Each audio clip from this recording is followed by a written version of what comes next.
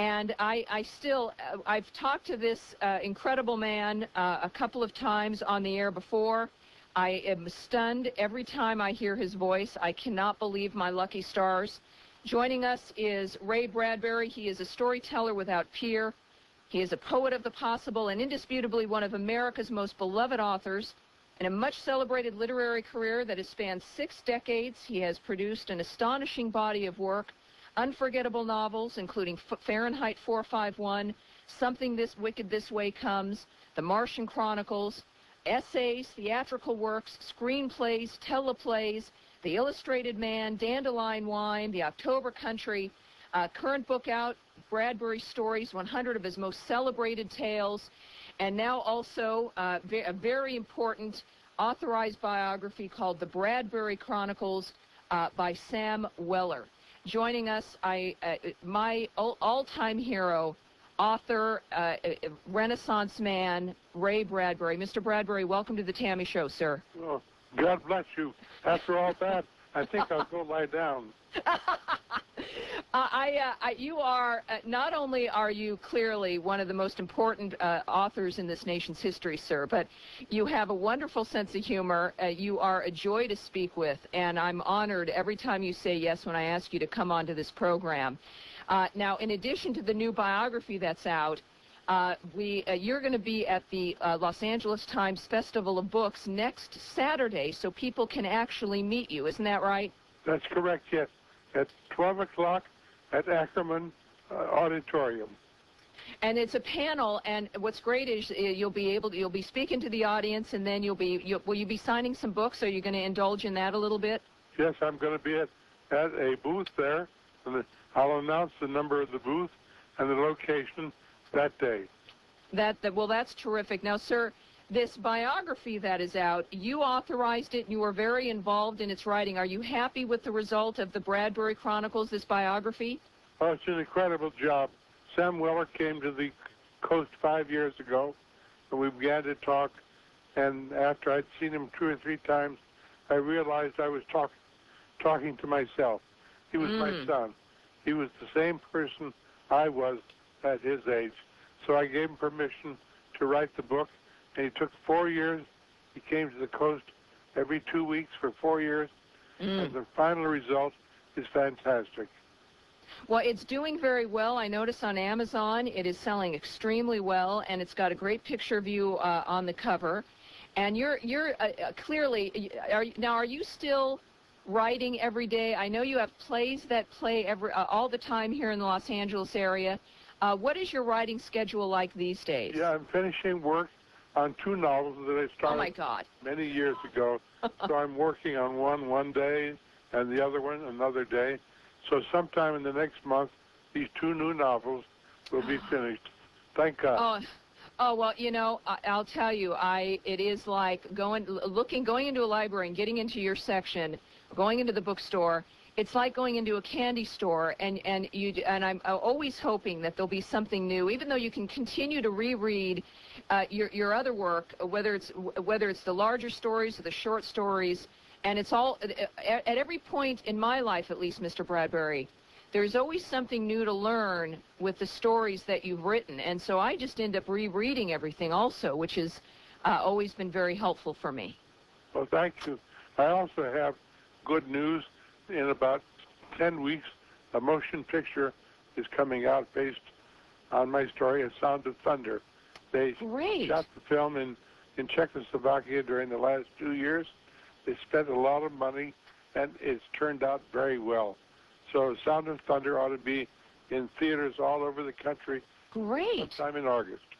Well, you know, and we will make sure we keep promoting that, too, because that's just everybody, all of your fans, which are everyone around the world, is always looking for more and more and more, and we don't want to exhaust you, of course, so that'll be like another great fun thing to be able to have. Well, it's going to turn out very well. Great. As against when you look back at The Illustrated Man, which came out 30 years ago, which was a disaster. And we don't even want to talk about that anymore. Well, so you were not happy with that, were you? No, someone else wrote the screenplay. A real estate man from New Jersey wrote the screenplay, And Oh, that's dear. the truth. So that's the way it turned out. But What about the... Go ahead. I hope to do The Illustrated Man over again next year. Great. Now, were you happy with the film version of Fahrenheit 451, the British version? Nice film. There's a few things missing, but Frank Darabont, the fine director, has written a new screenplay, and Mel Gibson is financing it. So late this year, we'll start filming the new Fahrenheit 451. Well, and of course, we're at a break now, but it will be nice to be able to take that title back, sir, won't it? Well, yes. If we're going to talk about Michael Moore, indeed, it would be great. Well, we have a break, sir. Can you hang on, and we'll come back for some more? Sure, I'd love that. Thank you. Great. All right. I can't believe this. I've got to put Ray Bradbury, one of America's most important authors ever, on hold. He's staying with us. We're going to talk to him more in the next segment. I will also ask him his opinion of some of the issues in the news that we've been dealing with, like the Terry Schiavo situation, the fair tax possibility, eliminating the IRS, the commitment to the Hubble telescope that the new NASA nominee is making, the Minuteman Project, all kinds of things we'll get Ray Bradbury's opinion on.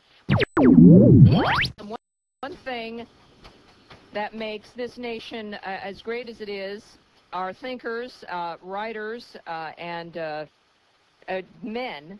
There's only one, though, like Ray Bradbury, the extraordinary author of novels and teleplays, screenplays, one of a great thinker, and he changes people's lives, has joined us today, giving us the pleasure of a little bit of his time, also remaining very, very busy. Ray Bradbury, thank you for staying with us, sir.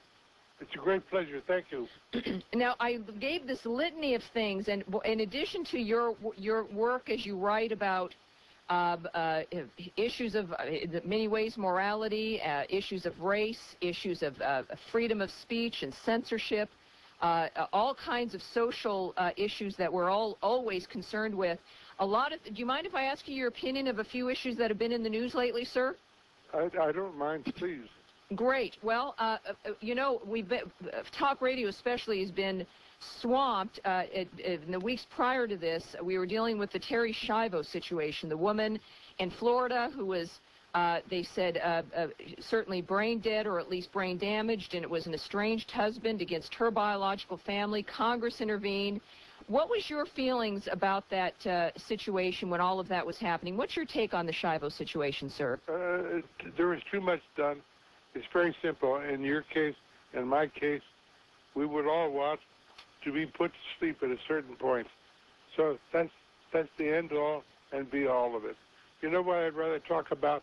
I'd like to talk about the border problem, about yes. Why we haven't talked to President Fox of Mexico to see if he couldn't help prevent his people from leaving the country. The great responsibility has been on our part to prevent their coming in, but no one's ever mentioned a discussion with President Fox. And if there has been one, whatever happened? Well, I'll tell you what, my feeling on that is that, in fact, I've seen, since Mexico is in such trouble, they're using America as like the steam valve so that those people who want change and a better life are less inclined to go into rebellion and just come to America, that he has an interest in having those people leave his country. Yes, he does. Yes, he does. But so, 3 or 4 million is a bit too much. Just a few. So your feelings about the Minuteman Project, those are the people who the president has dubbed vigilantes, but they seem more like a neighborhood watch program for the border. Do you support that kind of activity or not? Yes, I do. I do, because the Mexican government is doing nothing, and the American government is not doing enough. So that's why it's happened.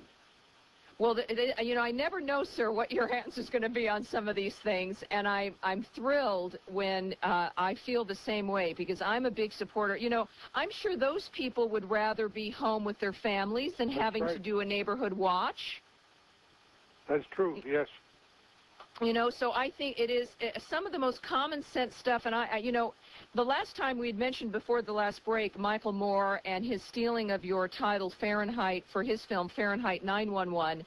And we had talked before the election, and certainly since then, sir, the president won in a very handily. Michael Moore went into like seclusion. What was your feeling about that election, sir? And since all those people who were so vocal before have now become very, very quiet, what's your assessment of what all of that meant to the country when it comes to the culture war, what the president's trying to do? But Michael Moore has gone into a seclusion that's going to last 1,000 years now. So that's all good, isn't it? Well, I think, we think so, and I think that even though sometimes, sir, we have to put up with the ugliness of some people, the bottom line is, and do you feel this way, sir, because there's also a lot of horrible things that happen on Earth, like the tsunami in Indonesia. Do you believe ultimately that the good and right really will ultimately and always do prevail, or do you not feel that strongly about good always versus evil winning? Well, look at our history. We've only been out of the cave about 7,000 years. So we can't hurry things up. We can't hurry up nature. We can't hurry up the evolution of the universe. So we have to move along slowly and take our triumphs where we can. But remember this: when I was born, children died by the millions every year. There were no medicines like sulfanilamide or penicillin. And when I was 19 years old, those medicines came into the world and saved millions of lives. The Salk vaccine came along and saved millions of lives and millions of cripples. So we've had these fantastic advances in medicine, which we forget to pay attention to. If you're talking about good over evil, there's a great triumph right there. Boy, your perspective, sir, as I told you when I first met you so many years ago, your books, your perspective, your parables saved my life and my childhood. It opened my mind, my imagination to what was possible. It gave me messages about what was right, what was appropriate, what was decent, and it has not stopped, sir. I can't thank you enough for joining us again and sharing your point of view on these issues. It's been a true honor. Well, I hope we can do it face-to-face next time.